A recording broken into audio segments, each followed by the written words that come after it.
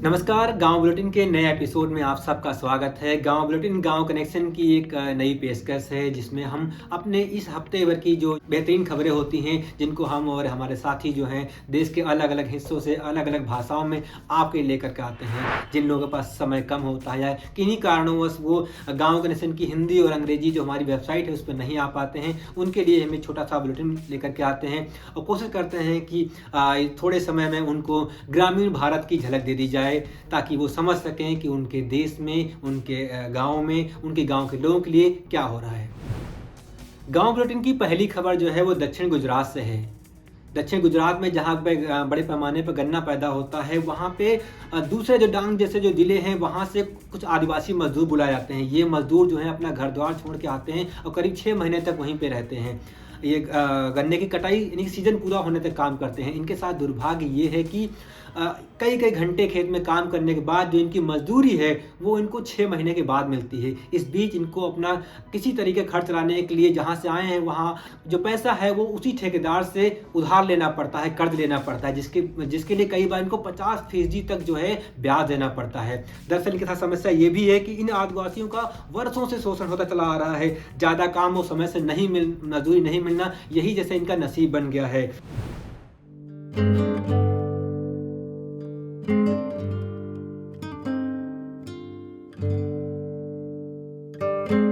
एक दिन में कितना घंटा काम करते हैं गन्ना काटने का? 24 घंटा। हमको किसी का भेव नहीं, क्योंकि पेट से जो संभालना है बच्चों को, तो क्या करे। वो बहुत हैरान की बात है, लेकिन जो उधर मिलता ही नहीं तो क्या करे, इधर आना पड़ेगा। कितना कर्ज है? अभी 1.5 लाख है, उसका 2,25,000 भरना पड़ेगा।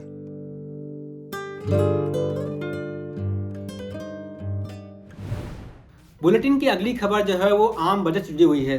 1 फरवरी को सरकार ने आम बजट पेश किया। वित्तीय वर्ष 2022-23 के लिए पेश किए गए इस बजट में ग्रामीण भारत में खासकर मायूसी देखी गई, क्योंकि लोगों को लग रहा था जिस तरह से कोरोना की तीसरी लहर है, 5 राज्यों में विधानसभा चुनाव हो रहे हैं, ऐसे में सरकार कई तरह की घोषणाएं कर सकती है, कई तरह के तोहफे दे सकती है, लेकिन उनको जो है मायूसी हाथ लगी। उनको जो उम्मीद कर रहे थे वो नहीं मिल पाया। ना तो जो मध्यम वर्ग है उसको स्लैब में टैक्स छूट मिल पाई और ना ही जो किसान है जिनको कई तरह की घोषणाओं की उम्मीद थी, डीजल में छूट की उम्मीद थी, पीएम किसान जो योजना है उसमें बढ़ोतरी की उम्मीद थी, उन सब लोगों को मायूसी हाथ लगी। गांव कनेक्शन ने ग्रामीण भारत में बहुत सारे लोगों से बात की, पुरुष, महिला, किसान, व्यापारी, सबसे बात की और जानने की कोशिश की आखिर वो क्या सोचते हैं। एक तो गरीब आदमी वैसे परेशान रहा कोरोना की वजह से। जो बजट आया एकदम झुनझुना है, गरीबों के लिए कुछ हो ही नहीं रहा। बजट में युवाओं को पूरी तरह से अनदेखी की गई है। युवा डंडा लाठी खा के बैठा था कि बजट में कुछ बहुत बेहतर मिलेगा, लेकिन ऐसा कुछ युवा को मिला नहीं है। हम तो नहीं संतुष्ट हैं बजट से। किसान के हित में कोई बजट नहीं है। इतनी बेरोजगारी हम लोगों के लिए, पढ़े लिखे हम लोग घूम रहे हैं, कहीं के बताते 60,000 नौकरी निकली, 69,000 निकलने, लेकिन हम लोगों को इतनी बेरोजगारी बढ़ रही है, हम लोगों को कहीं रोजगार नहीं मिल रहा है। बजट में बहुत बढ़िया है, जैसा कि हमारी वित्त मंत्री श्रीमती निर्मला सीतारमण जी ने कहा है कि जीएसटी बहुत बेनिफिशियल है। जीएसटी तो बेनिफिशियल है, लेकिन गवर्नमेंट को इनकम टैक्स स्लैब में कुछ छूट देनी चाहिए हम लोगों को।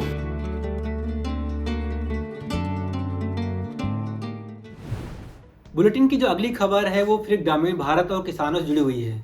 देश में आज भी करीब 67% जो आबादी है वो गाँव में निवास करती है और उनमें से एक बड़ा हिस्सा जो है वो खेती पर निर्भर है। वो रोजगार के लिए, वो आजीविका के लिए उसके पास एकमात्र जरिया जो है वो खेती और पशुपालन है। लेकिन पिछले कुछ वर्षों में जिस तरह से महंगाई बढ़ी है, किसानों की जो इनकम है, जो आमदनी है वो कम होती गई है।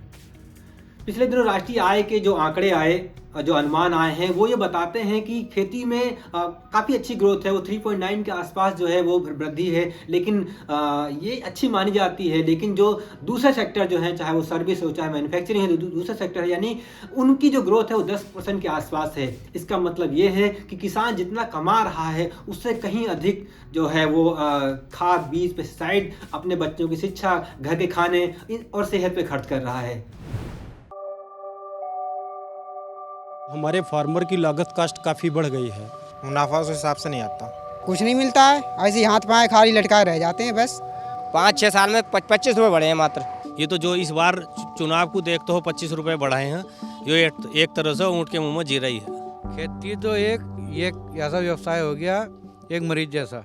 खेती में कुछ नहीं, खेती में कोई नहीं चाहता अपने बच्चों रखना, चाहे कहीं मजदूरी कर ले बाहर, खेती करना नहीं चाहता कभी। किसान के हित में कोई सरकार नहीं है। आमदनी अगर देखा जाए तो कुछ नहीं बढ़ रही।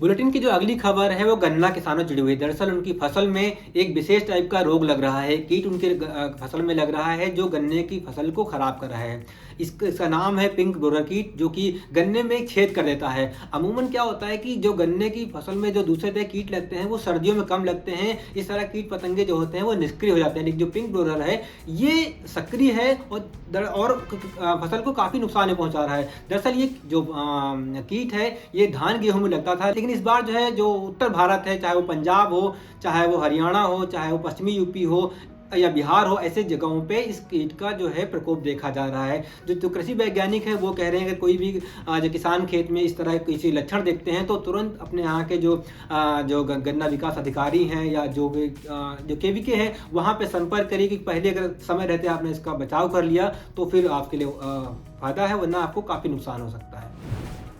बुलेटिन की जो अगली खबर है बहुत रोचक और प्रेरणादायक है। ये एक ऐसे गांव की कहानी है जहां पे अवैध शराब का जो धंधा था वो कुटीर उद्योग की तरह था। गांव में शराब बनती थी, पी जाती थी और फिर घरेलू हिंसा के बहुत सारे मामले सामने आते थे। पुलिस रेड डालती थी, उस समय के लिए काम बंद होता था लेकिन फिर चल जाता था। इस गांव का नाम है चैनपुरवा, ये उत्तर प्रदेश के बाराबंकी जिले में है। लेकिन अब इस गाँव की कहानी बदल चुकी है और इस गाँव के नायक बने बाराबंकी के तत्कालीन पुलिस अधीक्षक अरविंद चतुर्वेदी। उन्होंने गांव की महिलाओं को अपने साथ जोड़ा, शराब का धंधा बंद कराया और अब चैनपुरवा अपने आप में एक ब्रांड बन चुका है। देखिए कैसे।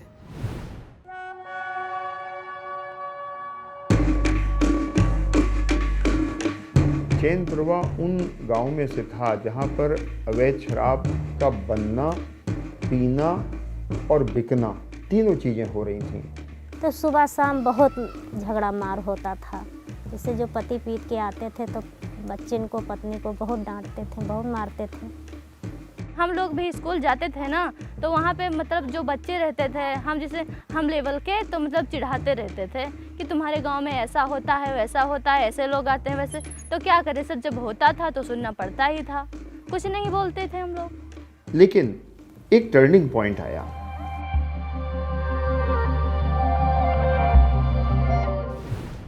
बुलेटिन की जो अगली खबर है वो दिल्ली से है। दिल्ली में सैकड़ों आंगनबाड़ी कर्मचारी जो हैं वो अनिश्चितकालीन हड़ताल पर चली गई हैं। आंगनबाड़ी जो कर्मचारी हैं उनका आरोप है कि सरकार ने जो 2018 में जो उनके मानदेय में वृद्धि की थी वो अभी तक उनको नहीं मिल पाया है। इसके साथ इन कर्मचारियों को की मांग है उनका वेतन बढ़ाया जाए, उनको बीमा की सुविधा दी जाए और उनको वो दर्जा दिया जाए जो सरकारी कर्मचारियों को मिलता है।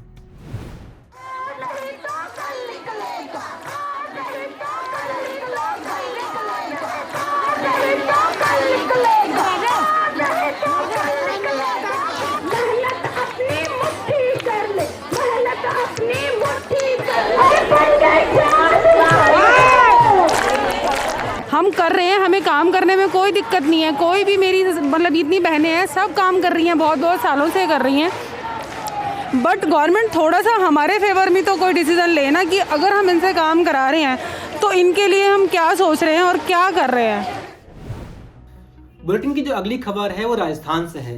राजस्थान में ऊंट को राज पशु का दर्जा प्राप्त है। ऊंट को रेगिस्तान का जहाज भी कहा जाता है, लेकिन इसी रेगिस्तान में जो राज पशु है, जो यहाँ का जहाज जिसे कहा जाता है, वो डूबने के कगार पे है। दरअसल राजस्थान में पिछले कुछ वर्षों से लगातार जो है ऊँटों की संख्या कम हो रही है। अगर साल 2012 से 2019 के बीच की बात करें तो जो पशु गणना है उसके अनुसार 37% जो है ऊँट वो कम हो गए हैं। दरअसल बदले हुए हालातों में ऊँट जो है वो लोगों के लिए उतना उपयोगी नहीं बचा है। चारे की समस्या है, कानून बदल गए हैं और सबसे बड़ी बात रही उपयोगिता की। इसके चक्कर में जो है लोगों ने ऊँट से अपना मुंह फेर लिया है और यही वजह है कि जो राज पशु है उनकी जो संख्या है वो लगातार कम होती जा रही है। बुलेटिन की जो आखिरी खबर है वो ग्रामीण महिलाओं से जुड़ी हुई है। भारत की लाखों महिलाएं जो हैं इन दिनों स्वयं सहायता समूह जुड़ी हुई हैं, कुछ नए काम कर रही हैं, कुछ नए रोजगार कर रही हैं, अपने लिए आजीविका के नए जरिया तलाश रही हैं। ये जो कहानी है ये उत्तर प्रदेश में बरेली जिले की है। दरअसल यूपी हो या एमपी हो, आपने देखा हो कई सारे जिलों में छुट्टा पशुओं की बहुत समस्या है। इन महिलाओं ने जो ये समस्या है उसी में अपने लिए रोजगार के अवसर तलाश किए हैं। ये महिलाएं अपने घरों में जो खेतों में जो फेंसिंग की जाती है, जो जाली लगाई जाती है, उसको बनाती हैं। वो कटीला वाला तार लगाती हैं जिसे किसान खरीदते हैं। और अच्छी बात ये है कि ये शहरों से कम कीमत पे उसे किसानों देती हैं, जिससे किसानों के पैसे भी बच रहे हैं और इनको रोजगार भी मिल रहा है। और सिर्फ जाली ही नहीं, ये ऐसे कई सारे काम कर रही हैं जो अभी तक सिर्फ शहरों में होता था, लेकिन अब वो गाँव में होने लगा है।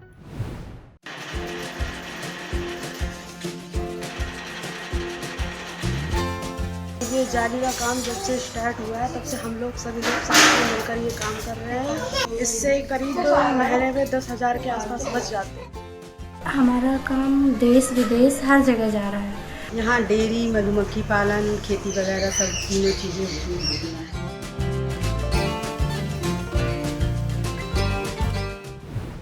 गांव बुलेटिन में फिलहाल इतना ही।